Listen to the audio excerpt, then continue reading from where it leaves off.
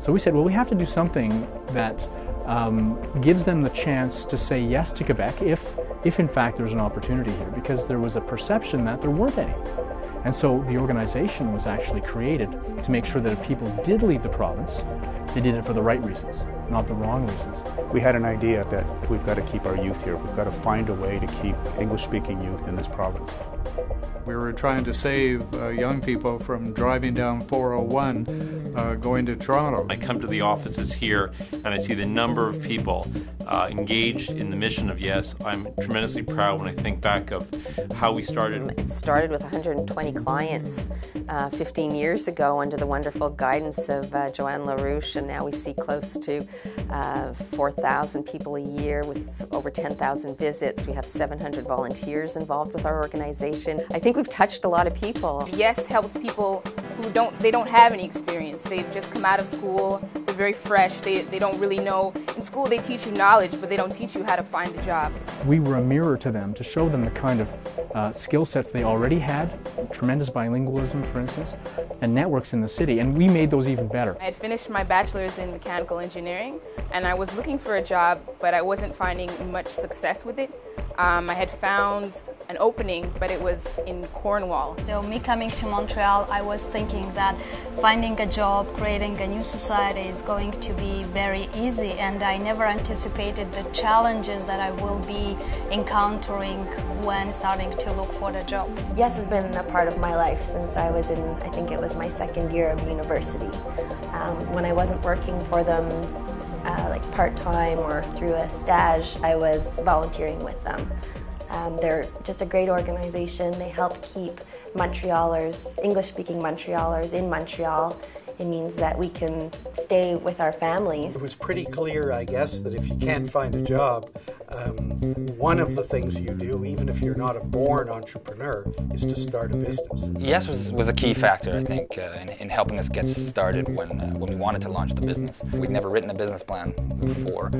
Graduating from communications, we had the production knowledge, we're learning that, but didn't quite have the business acumen at that stage. So. I really do believe that is the backbone of building a healthy society and a healthy economy. It's letting the people who want to build things go out there and do it. The Yes Mentorship Program has matched close to 100 different mentors and mentees. I think the mentorship program is great because we get to see someone that had an idea and made it a success. You know, I think Yes gives artists a lot of confidence. An artist is a pure soul at his or her root. And pure souls are usually taken advantage of, and by understanding the game, they will be taken less advantage of. When you're young and you're not exactly sure where you're going, you have all these talents and abilities and ambitions, it's important to have people who have the knowledge and who have the experience to help you focus. It's not so much about Yes, tune into Yes. It's about the people that are attending the event that see for themselves the results of Yes. If we were at the beginning an organization that was trying to stop a brain drain, we're really now in the business of trying to create a brain gain in Montreal. I think the relevance of Yes going into the future is continuing its ability to continually adapt to the needs of the youth of today. I know that our clientele are not only Anglophone, what would be historically called Anglophone clients. They're bilingual people who are looking for services. The worst thing is when people have fabulous ideas but don't know where to get a start. Between people having a successful future and ending up at a shelter is a very fine line. And it's a real shame to watch all these talented people have to go to Toronto or the States or elsewhere really for no other reason than we haven't done a good enough job of promoting and supporting them here at home. I think this is one of the missions, unspoken missions of Yes. They help people to find themselves and they help people to find their homes.